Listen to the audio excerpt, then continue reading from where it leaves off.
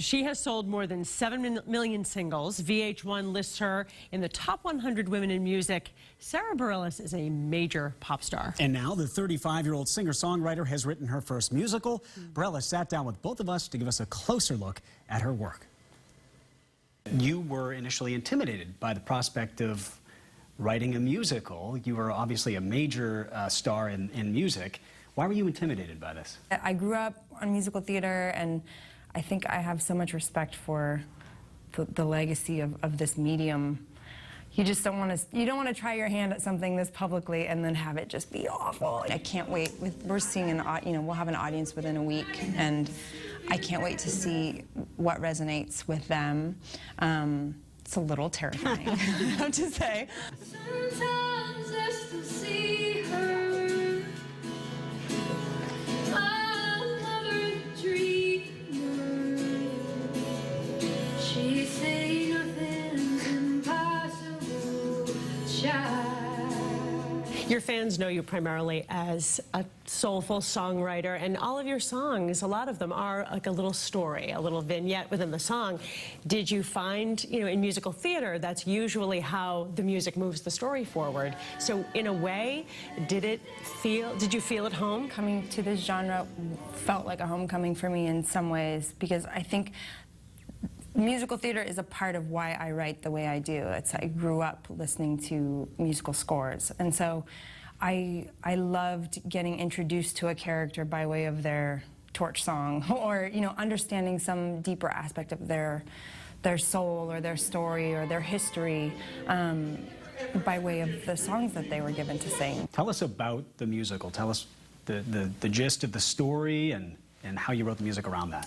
It's about the lead character, Jenna, who is a brilliant pie baker who sort of tucks her emotions and her most inner thoughts into her pies, and she sort of feeds the soul of the community by way of her pies. And she's in a strained and loveless marriage, and it's really her story about coming to terms with what she's not and what she hopes to see herself become, and finding the strength to sort of step out on her own. She's gone, but she used to be mine. One of the songs, which is my favorite so far, is She Used to Be Mine. Can you tell us about that song? Is it a reflection on the past self? What is that? I have a penchant for melancholy myself, and so when I watched the film, I was really struck by the scene where Jenna and her husband Earl are in the kitchen, and it's like sort of her bottom of the well, darkest moment. Everyone can relate to the idea of sort of waking up and seeing their lives having happened around them and almost wondering, how did I get here? It's not easy. I'm not anything like I used to be. People think, oh, it's a musical, but there are some pretty strong themes in it. There's a lightness to it and a sweetness to it, but it's also not afraid of what is melancholy about life and what is lonely and what is dark about our experience here. Till the end of time. These are ties that bind. Domestic abuse is definitely a theme throughout the musical.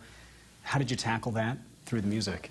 It's just not black and white. I think we've done a good job of shading this in a way that you can understand why someone ends up in a position where, from the outside you'd be like, get out of there. Right. It's just not that simple a lot of the times. Let's just keep kissing till we come to.